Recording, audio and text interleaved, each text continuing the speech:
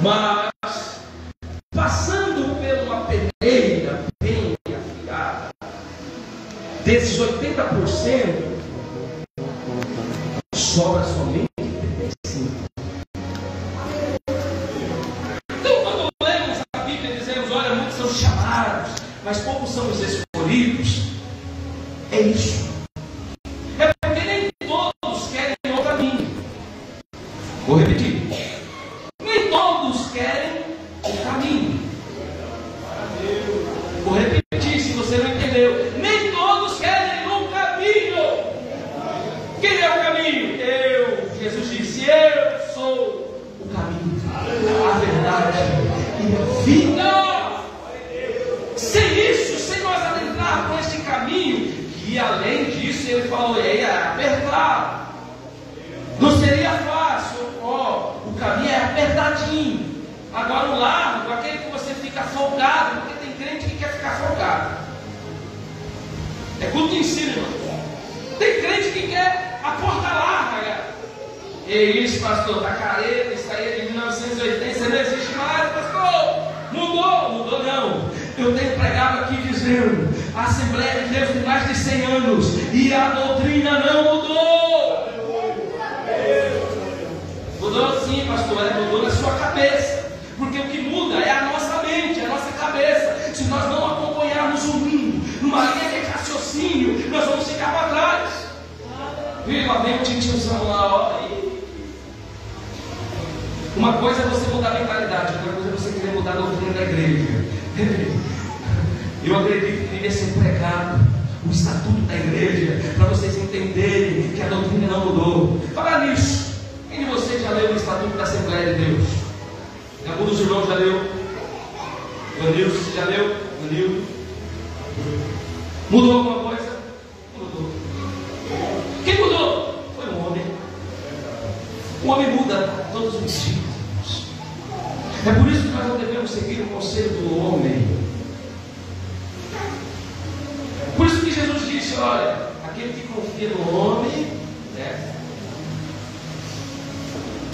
Então, irmãos, Paulo vai escrever aos Filipenses sobre humildade. Filipenses capítulo 3, versículo 3, ele diz, porque nós não confiamos na carne.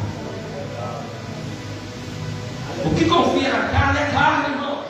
Nós não podemos confiar na carne, nem na nossa, nem na de ninguém. Quando você vê um carnudo chegar do seu lado, falando mal do pastor, escura que o carnudo gosta dessas coisas.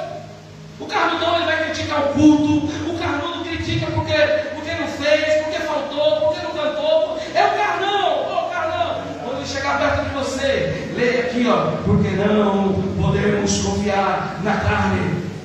Nós não podemos confiar na carne. Quando você vê que está na carne, repreende. Valeu, carnudo. Para lá, varão. Deixa queimar essa carne para lá. Agora, quando o varão vem com salmos, que ele vem com uma revelação de Deus, como ele vem com algo para entregar para você, aí você vem, abraça ele está cheio do Espírito Santo. Vamos cantar, vamos. Aí você fala, esse varão é do Espírito, esse varão é diferente.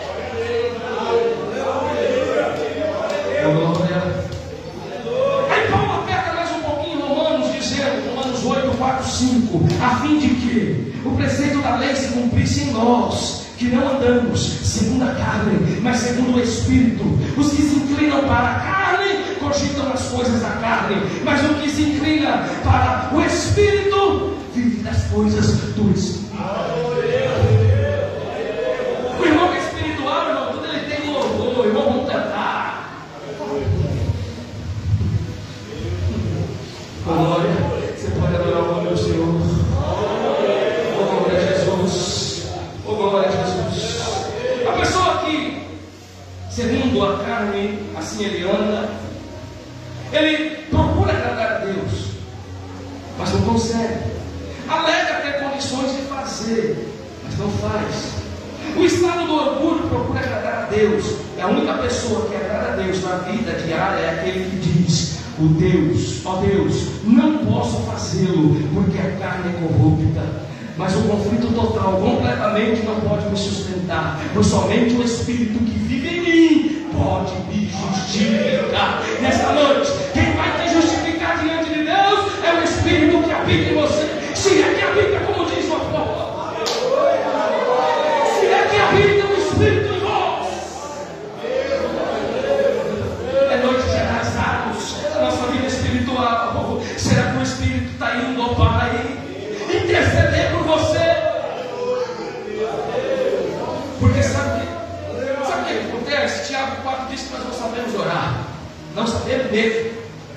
Pedimos mal, pedimos somente para os nossos deleites. Mas eu quero, me dá. Aí, tá bom, o Pai já sabe da tua necessidade, né? Está escrito lá, verso assim. Agora, a sua necessidade realmente que você precisa está na sua vida espiritual. Porque hoje nós temos de tudo, irmãos. Se nós formos ver, o nosso irmão está precisando mais do que nós. Hoje nós reclamamos, mas se nós formos analisar, tem pessoas bem piores do que nós lá atrás. Bem atrás. Então, para a gente quebrar a nossa autossuficiência, a gente precisa descer.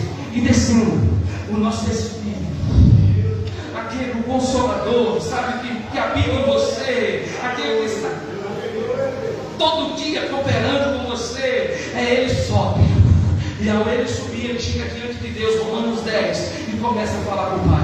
Agora, com gemidos inexprimíveis. Que língua é essa, pastor? Não sei. Talvez seja uma língua estranha que só Deus entende. Aí ele vai chegar lá dentro do Pai e vai falar: olha, Pai, perdoa Abraão, Pai perdoa o Daniel, perdoa o Josimar, porque eu sei. Aí o Espírito vai intercedendo por você, e você achando a sua oração, não, é o Espírito. Como é que está a sua conexão com o Espírito Santo na sua vida? Tu tens ouvido a voz do Espírito?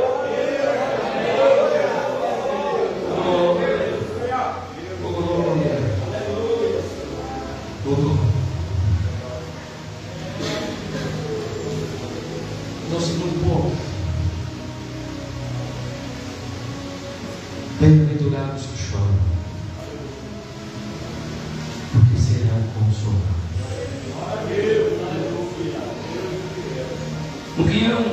No quinhão está lançado no vale de lágrimas, e o Filho de Deus passa diariamente, vou repetir, o Filho de Deus passa diariamente por muitas experiências dessa natureza. Entretanto, o nosso Senhor prometeu: bem-aventurados os que choram, porque serão consolados. Ao voltarmos para as páginas da Bíblia, encontramos repetidas referências àquilo sobre os quais as cargas da vida pesam tanto que dão vazão às lágrimas.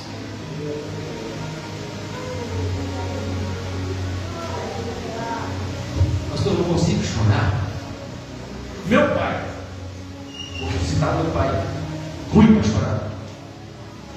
Um dia que o pai dele faleceu, eu não vi meu pai derramar uma lágrima no meu rosto. Eu falei: todo mundo lá esperando, e ele lá, filho mais velho. Eu falei: pai, por que você não chora? Meu pai sempre foi sincero comigo. Ele falou assim: porque eu preciso manter a postura, eu sou o filho mais velho. E ele foi o primeiro a me dizer: quando eu morrer, não chore, porque eu quero que você esteja cabeça erguida, quero que você me troque, eu quero que você faça o papel do filho mais velho. Coisa exigente. Então meu pai segurou o choro. Quando desceu o caixão, eu falei: eu vou ter que ver agora, porque todo mundo chorando. Ele estava numa posição assim, e quando eu olhei, o olho dele meio que vermelhou. Eu falei: vai chorar, agora ele chora. E ele desviou o olhar, e eu fui acompanhar ele, não tinha chorado. Eu falei: meu Deus, eu vou ter muito chorar. Quantas vezes nós passamos por situações difíceis e eu nunca vi meu pai chorar. Então tem pessoas que vai ter dificuldade para chorar, mas eu conheço um especialista em quebrar coração duro.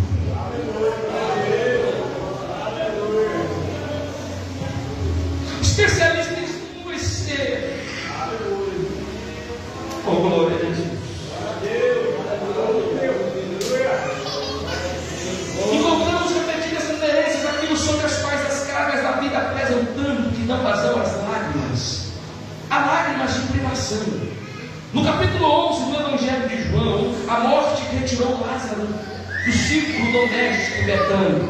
Maria e Marta perderam a companhia do seu irmão amado. No caminho do túmulo, Jesus encontrou-se com Maria, chorosa, e com os demais pranteadores. Ele ficou profundamente comovido e também chorou.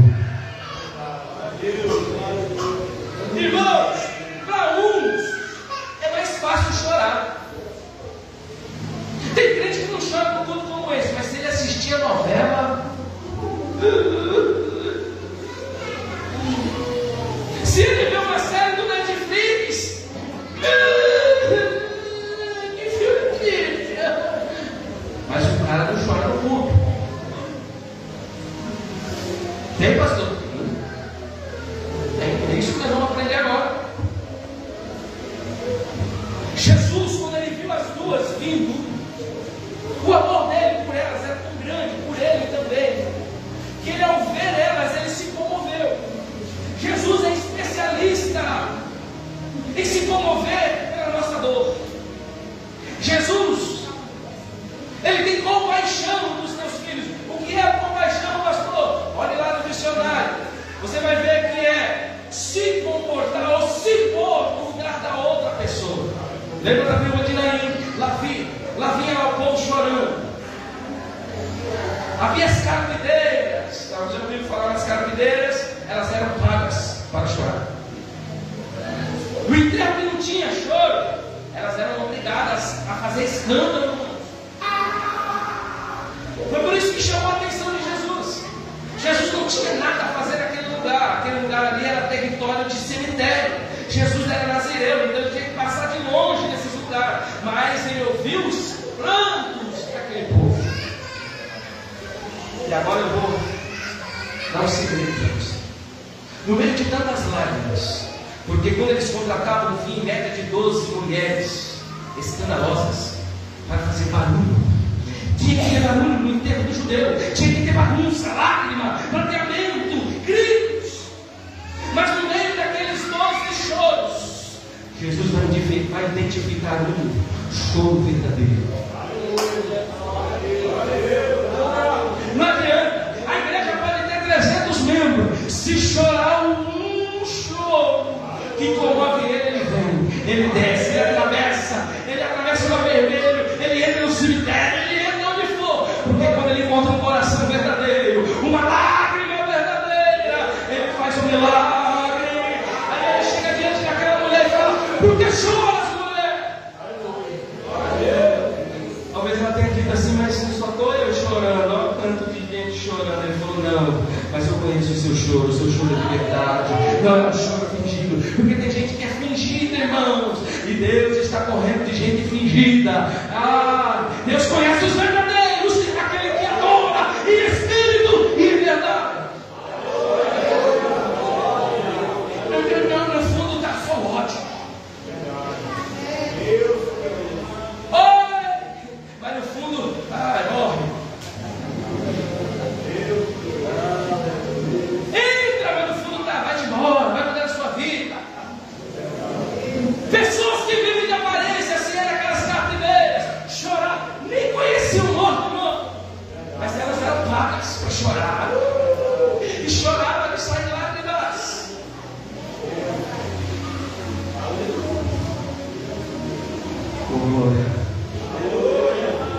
Essa bem-aventurança contém o maior paradoxo do cristianismo. Poderíamos traduzir: felizes os infelizes.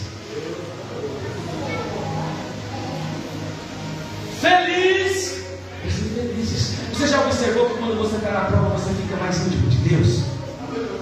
Você já observou que quando você está infeliz, você vai aos pés de Jesus e chora? Fala: Senhor, me socorre. Aí quando você está feliz, com tudo bem, aí você não vem abraçando, não quer nem saber.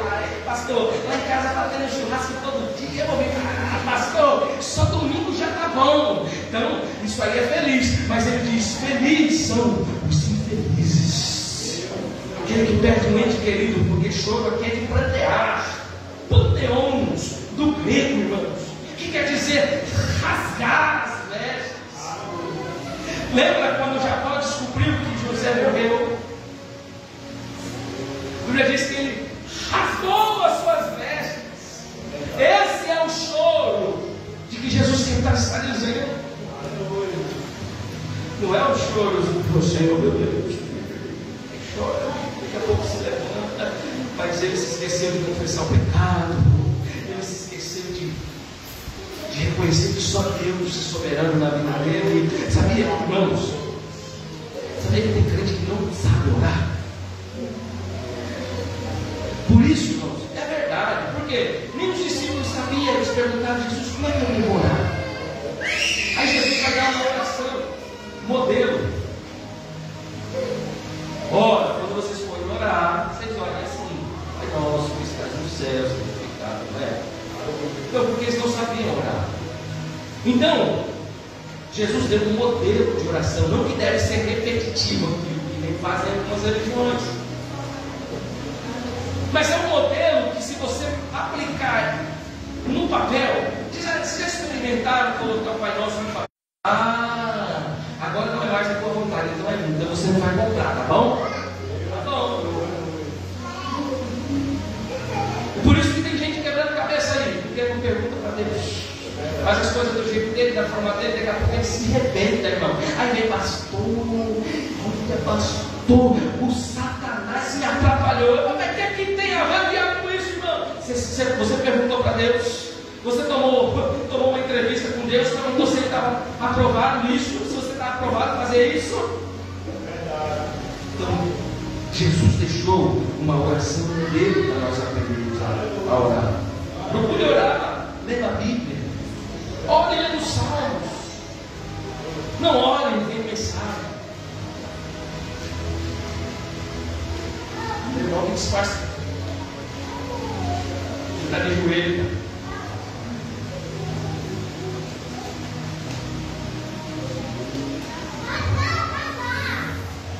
A concepção de que felizes são os tristes opõe-se tudo que se conhecemos. Toda a estrutura da nossa vida, a loucura pelo prazer, a busca de emoções, e o tempo, o dinheiro, o entusiasmo, gasto atrás de diversão e entretenimento, é uma expressão do desejo do mundo de evitar o choro. Tem gente que não quer chorar, Deus. Então ele vai ver um videozinho de piada, ele não quer chorar. Então vamos rir. Aí ele pega aqueles vídeos daqueles crentes, que tem uns crentes agora que é piadista, né? É legal até a gente brincar, do varão, mas aquilo ali. Hoje eu estava analisando, eu recebi um vídeo desse varão ali, que ele já está brincando, indo longe demais. Lembra daquele moreninho que ficava cheio de mano, que daqui a pouco ele começou a ficar rico com a internet, aí ele começou a brincar com o Espírito Santo. Tudo que ofere a santidade de Deus, irmãos, é pecado. E o mais pecador somos nós que ficamos rindo com aquilo. Varão vampiro, varão não sei o que. Agora pode paralisar aquelas perguntas que o povo faz para ele. É para tirar chacota de nós que somos cristãos. É um desrespeito, irmãos, que a gente leva na esportiva. Ele está brincando, né? Também não pode, também isso não é. E o nome de Jesus vai ser jogado fora.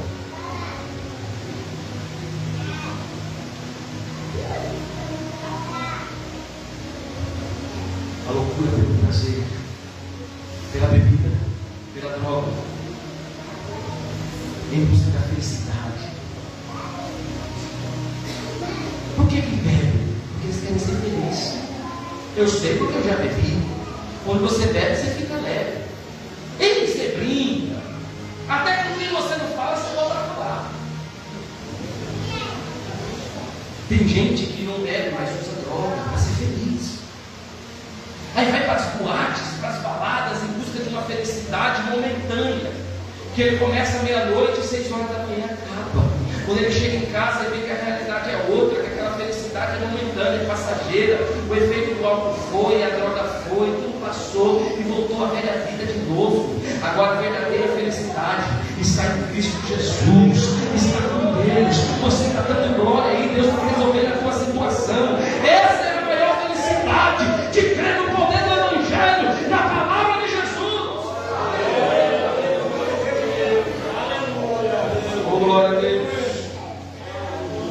Glória a Deus. Felizes os tristes, consolados serão os que choram. Viu como que o reino de Deus ele cobre a cabeça? Então Deus fica alegre das nossas tristezas. Porque é a hora que você vai buscar Ele de teu coração. A principal ideia do texto é: bem-aventurado o homem que está desesperadamente entristecido por seu próprio pecado e indignidade. Quando você reconhece isso, que você está desesperadamente. O desesperado, irmãos, ele bate nas portas, ele corre, ele bate a cabeça na parede. Você já viu quando a pessoa perde a mãe e foi criada ali um vínculo de muitos anos, de amor, de afeto, e a mãe dele morre? Ele entra num colapso de desespero. Irmãos, eu já vi vídeos de pessoas em velório rodar no chão, rodando, gritando, querendo a pessoa, traz de volta, traz. Você sabia que esse choro, traduzindo para Jesus, é o mesmo choro de prantear? Deus quer que a gente faça isso, faça, irmão. Se você rolar no chão e falar: Senhor, eu não sou nada. Se você reconhecer a grandeza de Deus, rolar no chão, bater cabeça e falar: Senhor, eu quero sentir. Eu só saio daqui se é com a tua presença. Bater a cabeça na parede: Senhor, eu só vou sair daqui quando eu sentir que tu fez algo na minha vida. É esse planteamento, é esse choro que Deus está pedindo de nós. Gênesis 37:34. Então Jacó rasgou as suas vestes e pôs um pano de saco sobre os seus ombros e lamentou o seu filho muitos dias. Não se trata apenas de dor que faz doer o coração, mas da dor que nos faz chorar. Nem todos que choram são felizes, e nem todos os que choram serão consolados. Então, de que tipo de choro Jesus está falando? É claro que não se trata de um choro carnal. Porque tem choro carnal? Tem. Já assistiu novela? Lembra do ator chorando? É uma ficção, mas o camarada está lá derramando assim lágrimas, perdendo a mulher. Ele está sendo pago para chorar. É a novela, irmãos. Ele é o autor principal, então ele precisa chorar. Esse choro é o choro carnal, o choro fingido. Como a palavra diz, o choro carnal é aquele em que uma pessoa lamenta a perda das coisas exteriores e não da perda da pureza. Ele chora porque perdeu o carro, mas ele não chora porque tem um crente desviado lá fora, precisando de um abraço, precisando de uma recuperação de vida. Ele chora porque perdeu o emprego, mas não chora porque o pai e a mãe estão desviados da igreja. Choro carnal.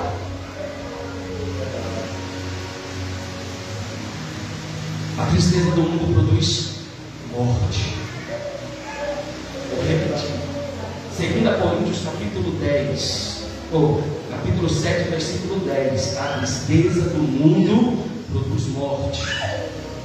Amnon chorou de tristeza até possuir a sua própria irmã, para depois desprezá-la. 1 Samuel 13:2. A ânsia de pecar era tanta que ele começou a chorar. Amnon ficou doente, irmão. Lê o texto, 1 Samuel 13:2. A Bíblia diz que ele adoeceu, ficou de cama. E aí, quando o pai dele viu, olhou e falou: o que foi, moço? Você está aí nessa cama? Doente? Ele falou: não, eu estou aqui, mas eu preciso que a minha irmã venha cuidar de mim. Ai, está tão doendo meu corpo. Começou a chorar para o pai. O pai, né, convencido por aquilo, porque tem choro que convence. Tem choro que convence. Você acha que a pessoa está... Aquele choro convenceu o papai. O papai do Davi falava: vai, Davi, trouxe a menina, está lá. E ali ele abusa da sua irmã. Ele abusa, violenta sexualmente. Então que choro é esse que ele chorou? O choro carnal. O choro carnal é aquele que abraça Mas no fundo, lá dentro, morre. Quando você cai, ainda dá uma pesada para você cair no buraco mais ainda. Vai para lá, sai fora.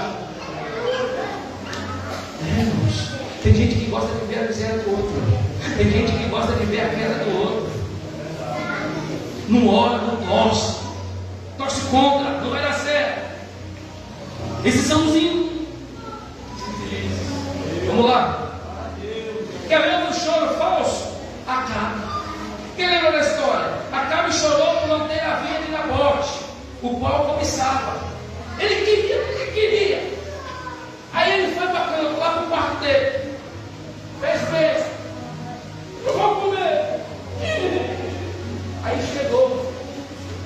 Lá vem a mulher dele, Satanás em pessoa. Quem lembra o nome dela? Isabel. Ô filha do cão, mas o que foi, mano? Você está chorando aí? Nabote tem uma vinha e ele não quis me vender. Sabe que choro é esse? É o choro da inveja. Tem gente que chora de inveja, pastor, está cheio de gente querendo estar no seu lugar. Está cheio de gente querendo tomar sua posição e até chora. Aí lá vai a filha do cão com a pombageira, não quer te dar terra, não quer. Espera aí que eu vou matar ele. A terra vai ser sua. Que choro é esse? Choro carnal. Chorou porque queria as coisas do outro, olha.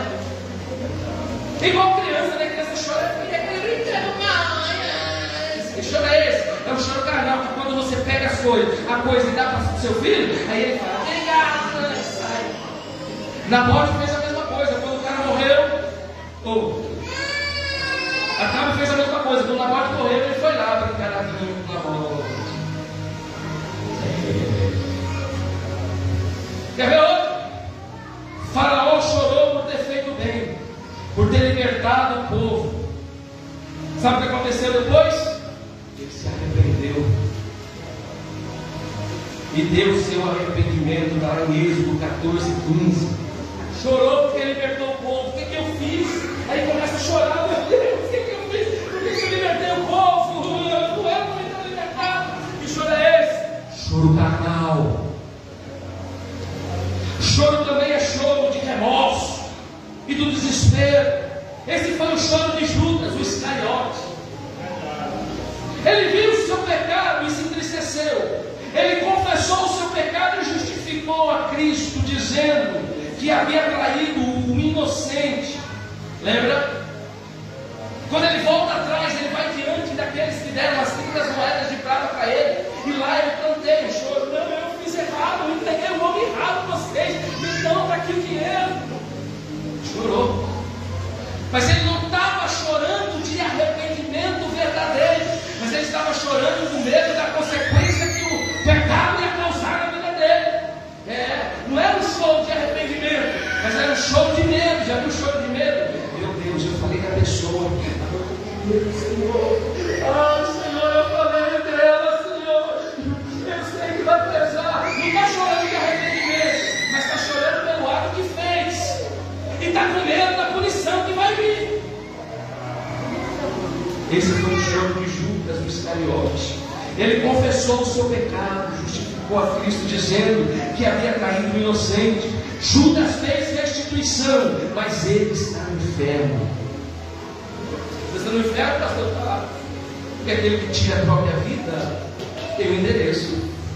Porque só Deus pode tirar a sua vida. Não bastante ter feito muito mais do que muitos fazem hoje, ele confessou o seu pecado. Ele devolveu o dinheiro que cobiçou. Sua consciência o acusou de ter adquirido aquele dinheiro de forma vil. E embora Judas tenha chorado pelo seu pecado, aquelas não foram lágrimas de arrependimento, mas de remorso. Ou seja, o choro diabólico.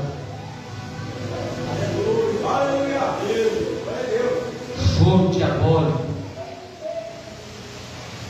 Ei, pastor, está cheio. De igual modo, esse não é o choro de medo das consequências do pecado. Quando Caim matou seu irmão Abel, Deus confrontou ele, então disse: É tamanho o meu castigo que já não posso suportá-lo. O seu castigo afligiu, mais do que o seu pecado. Chorou apenas pelo medo de Deus. Ele não se arrependeu de ter matado o irmão, mas ele estava com medo do que viria sobre ele depois do ato feito. Então tem gente que não chora de arrependimento, mas chora com medo de pagar o preço.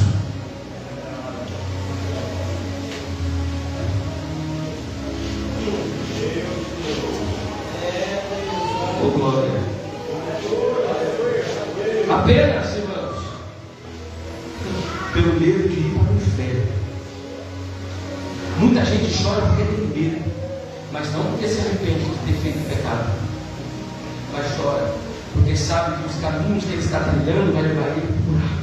E ele chora: meu Deus, eu destino de Deus.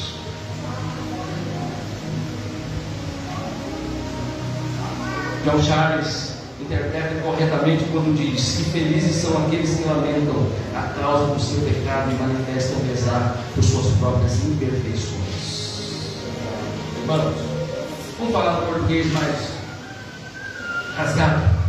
Deus gosta daqueles verdadeiros, irmãos, aqueles que se dobram com o joelho no chão e falam assim: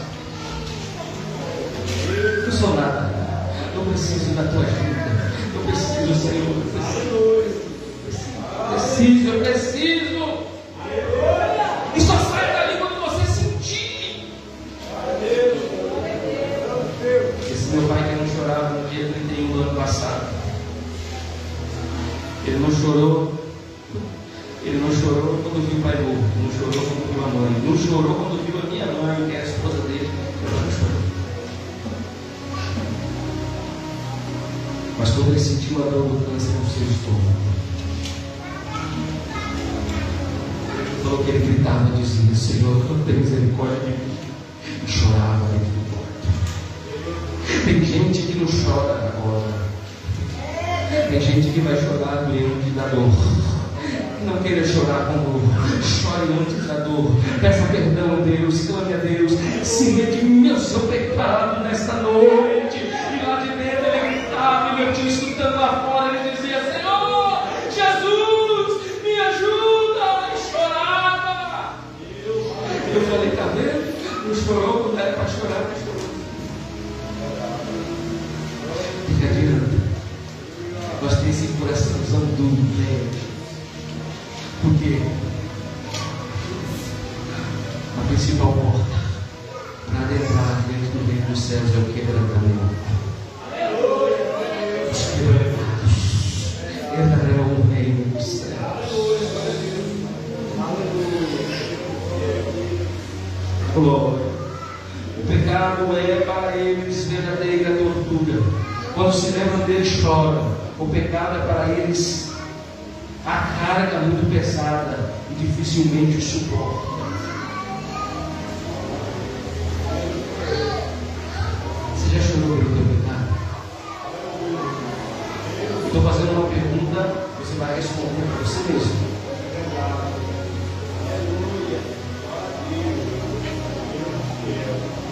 Você já algum dia chorou pelo teu erro? Senhor, eu errei. Senhor, eu pequei. Só contra ti. E as lágrimas, coração, aí vai entrando aquele temor: Senhor, me perdoa, Jesus. Eu quero herdar o reino dos céus. Eu estou falando de um choro verdadeiro diante da presença de Deus. Eu não quero perder a tua presença. Salmo 51, quando ele reconhece que pecou, quando Natan escancara o seu pecado da face dele, ele sai daquele ambiente e a Bíblia diz que ele rasga as suas vestes e ele começa a prantear, dizendo: Senhor, jamais retire de mim o teu Espírito. Porque ele sabia que sem o Espírito Santo ele não teria o quebrantamento. Porque acabou o quebrantamento na igreja, pastor? Porque perderam a essência do Espírito Santo. Tem gente que secou. Ô Senhor, não seca minhas lágrimas. Eu estou chorando, eu choro, irmãos, porque eu sei que eu serei consolado. Eu choro porque Deus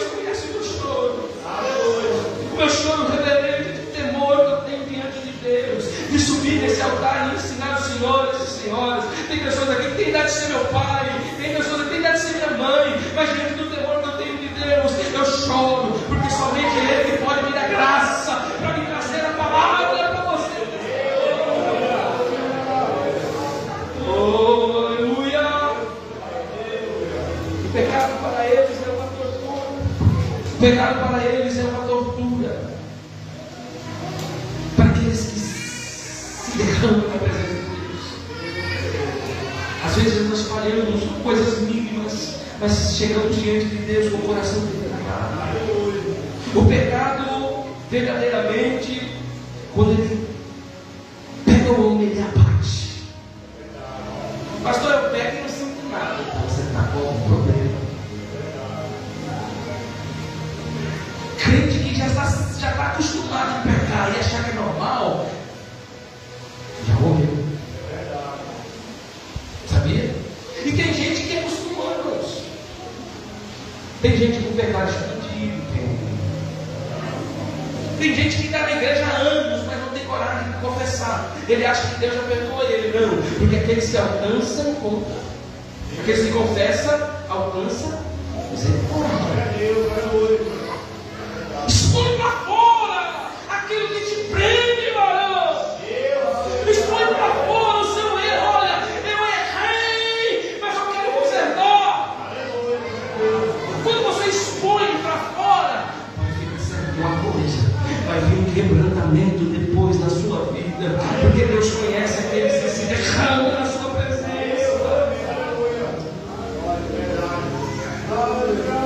Felizes são aqueles que lamentam a causa do seu pecado e manifestam pesar por suas próprias imperfeições. O pecado é para eles a verdadeira tortura. Quando se lembram dele, choram. O pecado é para eles uma carga pesada e difícil de suportar. Thomas Owens fala sobre 4 aspectos positivos acerca do significado da expressão de Jesus. Bem-aventurados que choram. Eu vou trazer. Primeiro, é o choro espontâneo, espiritual, pelo nosso próprio pecado e pelo pecado dos outros. Agora eu fui além. Porque tem gente que quando alguém peca, ele pegou, falei. Aí, quando ele vê que o cara está lá no buraco, aí ele vai mais um pouquinho e joga a terra. Falei, pastor.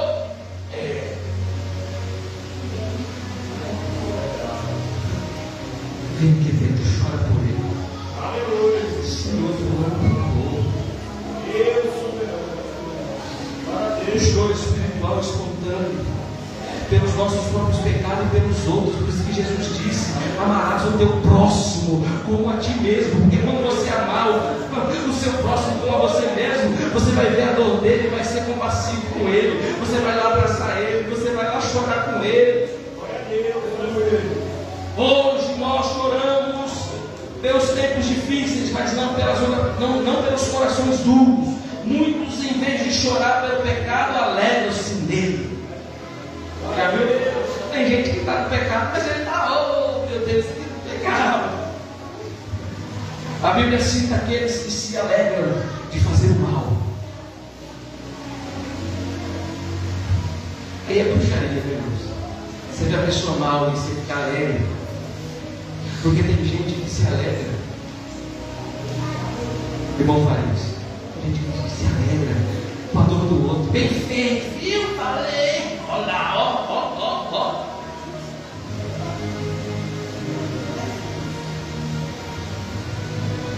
Espírito faccioso, rebelião, infeccionando a igreja. Está cheio, irmãos. Graças a Deus que aqui não tem, mas tem lugar aí que está cheio de pessoas que se alegram de ver a tristeza do outro, a dor do outro. Morreu, mas eu não falei que morreu, ia morrer mesmo. Eu falei que ia morrer, e morreu. Vai chegar a sua hora também. Tinha que morrer mesmo, morrer.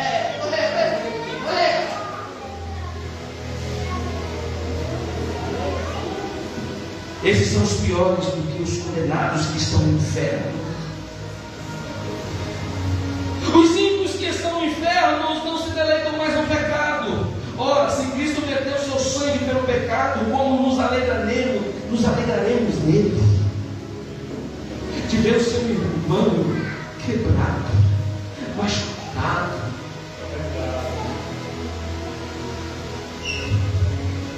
O choro pelo pecado é o único caminho para nos livrar da ira vindoura. O choro pelo pecado é o melhor uso que podemos fazer das nossas lágrimas. Se você chorar apenas por perdas de coisas materiais, desperdiçará suas lágrimas. Isso é como chuva sobre a rocha, não tem benefício. Mas o choro do arrependimento é composto por lágrimas. Bem-aventurado por lágrimas que curam, o que libertam. Experimente chorar pelo teu irmão. O choro pelo pecado vai produzir alegria. O choro pelo pecado é o caminho da verdade, é o caminho da verdadeira alegria. O choro pelo pecado previne o choro do inferno. O inferno é um lugar de choro e ranger de dentes. Agora, não chorou aqui no culto, imagina que vai chorar com ranger de dentes no inferno. Porque eu não chorei na presença de Deus. Aí vai chorar as chamas, quando as chamas acender, o cheiro de enxofre. Mentira daqui.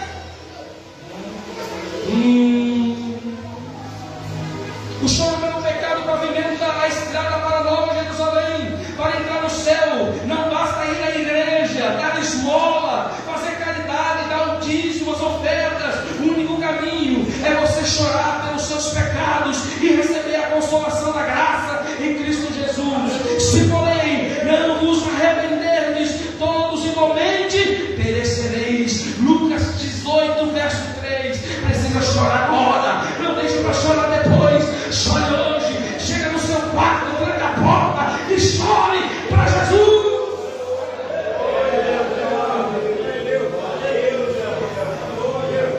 João 16, 20. Na verdade eu vos digo que vos chorastes e vos lamentareis, e o mundo se alegrará, e vós estareis tristes, mas a vossa tristeza se converterá em alegria. É melhor você chorar aqui dentro do que dentro. É melhor você chorar aqui dentro do que chorar no velório. É melhor você chorar com glória agora do que depois. Tem um hino que canta: quem chora para Deus tem resposta. Quem chora para Deus tem vitória. E Deus não suporta uma lágrima de um cristão. Quando a lágrima do crente cai, quando a lágrima de um justo cai, o anjo vem por essa. Isso é forte. Pastor, eu sou igual rocha, pedra, não chora. Queremos a rocha. Nessa noite nós tratamos sobre as duas primeiras bem-aventuranças do Evangelho de Mateus, no capítulo 5. Semana que vem, se assim Deus permitir que nós estivermos aqui, nós vamos estudar bem-aventurados os mansos. Vou repetir: bem-aventurados os mansos. Aqui vai pegar crente, porque tem crente que não tem a mansidão. Não. E se você pisar no pé dele, ele te dá tiro, porrada e pumba. Sai! O manso. Aí depois ele pega o microfone, aí ele se enche.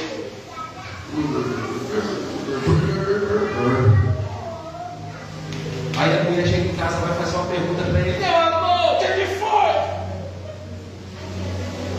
Enche. Aí o menino: papai, que é? Ao manso. Então, bem-aventurados os mansos, porque eles herdarão a terra.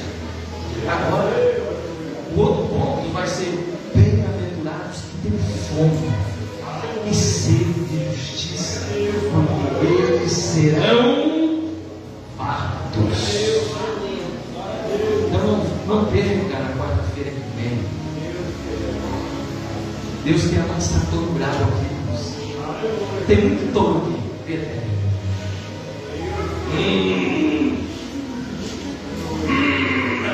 Bravo. E sapato novo, sapato panela, mulher. E a menina que fala: é tiro, porrada e bomba. Eu falei: pois é. Porque esses aspectos de mansidão é o que nos faz, irmãos, a se sujeitar às coisas de Deus. Eu já vi muito machão se converter. Tem uns testemunhos no YouTube do Caveirinha. Você já ouviu esses testemunhos dos caras que foram da facção? Irmão, pode ouvir. Você vai ver como Deus pegou esses homens que eram matadores de aluguel, traficantes, e amansou os homens. Amansar, não é amansar igual você amansa um cavalo. Mansador de cavalo, tinha um amigo nosso lá no Balchique, ele amansava cavalo. E ele sofreu um acidente, ele tomou uma pancada na cabeça, né? Ele tem uma pancada na cabeça dele achatado. Eu falei, como é que amansa um cavalo? Curioso, cansou. Ele falou, pastor, é só debaixo de paulada, de bofetada na orelha dele, chuta, bate, porque aí você vai cansando ele. Então você já entendeu o processo, vou cansar. Pastor, nada dá certo, está tudo fechado, não olha, não resolve. E como é que está se convencendo? Amém? Glória a Deus.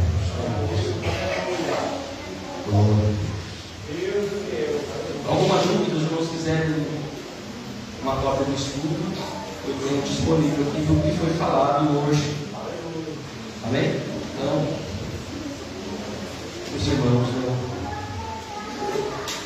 visitante, irmã Neta, vinda de Pernambuco. Você coloca de pé, irmã Neta.